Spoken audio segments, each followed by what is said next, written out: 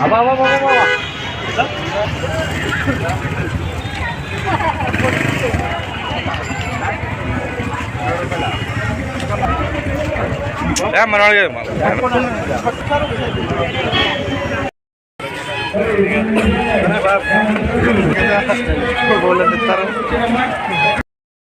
మన ముఖ్య అతిథి ఉపన్యాసం ఇచ్చి మంచి ఆంధ్ర టైగర్ డాక్టర్ రామారావు గారు మన మంత్రులు జీవి గారిని వేదిక నమ్మకంతో కోరుతున్నాం. దయచేసి కమిటీ సభ్యులు తప్ప ఇతర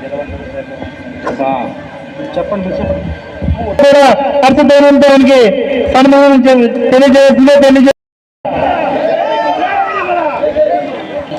ఈరోజు ఈ యొక్క శెట్టిబలిజ కార్తీక వన సమారాధన కార్యక్రమంలో భాగం పంచుకోవడం చాలా సంతోషం, చాలా ఆనందంగా ఉంది అనే విషయాన్ని సందర్భంగా తెలియజేసుకుంటూ ఉన్నా.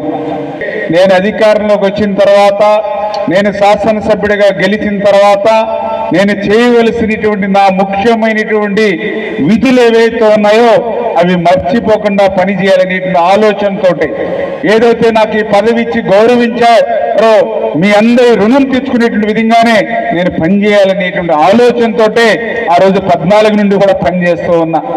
అందులో భాగంగానే ఆ రోజు 2014-19 మరి ఆ రోజు నేను మొదటిసారి శాసనసభ్యుడిగా ఉన్నప్పుడు మరి ఆ రోజు పెద్ద ఎత్తున 42 బీసీ కమ్యూనిటీ హాల్స్ ని ఆ రోజు నా నియోజకవర్గంలో నిర్మాణం చేయడమే కాకుండా అందులో కూడా ప్రధానంగా ఏదైతే పాలకొల్లు మరి నడిబొడ్డిన గౌడ శెట్టిబలిజ భవనం ఏదైతే కళ్ళు గీత కార్మికుల భవనం ఏదైతే ఉందో మరి దాన్ని కూడా పూర్తి చేయాలనేటువంటి ఆలోచనతో మరి ఆ రోజు స్థల వివాదం ఉంటే మరి దళిత సోదరుల్ని కూడా ఒప్పించి స్థల వివాదం పరిష్కారం చేయడమే కాకుండా మొదటి విడతగా ₹1 కోటి ఆ రోజు ప్రభుత్వం నుంచి మరి ఆ రోజు ఆ ₹1 కోటి మరి ఒక ₹70 లక్షల వరకు వాళ్ళు మరి నిధులు ఖర్చు పెట్టినటువంటి పరిస్థితి. రెండో విడతగా ₹50 లక్షల మళ్ళీ రెండో విడతగా నేను నిధులు ఆ రోజు మంజూరు చేశాం. మరి దురదృష్టవశాత్తు ఎన్నికలు రావడం మరి ఎన్నికల అనంతరం ప్రభుత్వం మారడంతో ఆ నిధులు నిలిచిపోయి ₹70 లక్షల మాత్రమే వాళ్ళు ఉపయోగించుకునేటువంటి పరిస్థితి. నారా లోకేష్ బాబు గారు ఆయన పాదయాత్ర మరి ఈ యొక్క చించినాడ గ్రామం మీదుగా ఈస్ట్ గోదావరి వెళ్తున్నప్పుడు చించినాడ గ్రామంలో ఆయన ఏ సామాజిక వర్గంతో కూడా ఆయన మీటింగ్ పెట్టలా. ఆయన పాలకొల్లు నియోజకవర్గంలో 2 రోజులు పాదయాత్ర చేస్తే అందులో ఓన్లీ శెట్టిబలిజ సామాజిక వర్గీయులతోటే సామాజిక సమావేశం ఏర్పాటు చేసుకుని ఆ సామాజిక సమావేశంలో శెట్టిబలిజ సోదరులకు ఉన్నటువంటి సమస్యలు ఏంటనేది 2 గంటలు ముఖాముఖి మీ అందరితోటి మాట్లాడినటువంటి పరిస్థితి.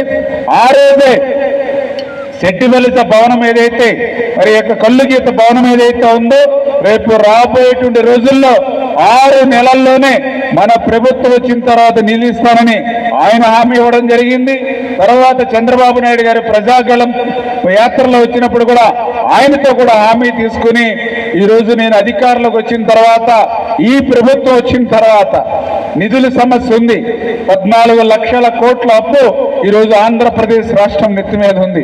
అటువంటి స్థితిలో కూడా ఇచ్చినటువంటి మాటకు కట్టుబడి ₹3 కోట్ల ఏదైతే ఆ యొక్క కళ్ళు గీత భవనం ఏదైతే ఉందో మరి దాన్ని నిర్మాణం పూర్తి చేయడానికి నిధులని మంజూరు చేయగలిగామనంటే ఏదైతే ఆ మాట ఏదైతే మీకు ఇచ్చామో దాన్ని కాపాడుకోవాలి, దాన్ని నిలుపుకోవాలనేటువంటి ఆలోచనతో చేస్తూ ఉన్నాం. ఎవరైతే శెట్టిబలిజ మరి ఇటువంటి సామాజిక వర్గాలు ఎవరైతే బలహీన వర్గాలు ఉన్నారో మరి అటువంటి వాళ్ళు కూడా ఏదైతే ఆర్థికంగా బాగా అభివృద్ధి చెందినటువంటి సామాజిక వర్గాల యొక్క భవనాలు వాళ్ళ పెళ్లిళ్ళకి ధీటుగా మనం కూడా కార్యక్రమాలు చేసుకోవాలంటే ఖచ్చితంగా అటువంటి భవనం అవసరం. అందుకే ఖచ్చితంగా రేపు రాబోయేటువంటి రోజుల్లో ఆ యొక్క భవనాన్ని అత్యంత సుందరంగా తీర్చిదిద్ది ఏదైతే మీ యొక్క సంఘ పెద్దలకు అప్పచెప్పి మీ సంఘ పెద్దలతోటే ఆ రిబ్బన్ కట్ చేసి మీకు అప్పచెప్పేటువంటి బాధ్యత మరి రాబోయేటువంటి రోజుల్లో నేను కూడా తీసుకుంటానని చెప్పి మరొక్కసారి మీ ద్వారా అందరికి కూడా తెలియజేసుకుంటూ మరి జోహార్ దుమ్మెటి వెంకటరెడ్డి గారు. జోహార్ బొమ్మేటి వెంకటరెడ్డి గారు. ఈ పాలకొల్లు నియోజకవర్గంలో నిర్వహిస్తున్న కార్తీక వన సమారాధన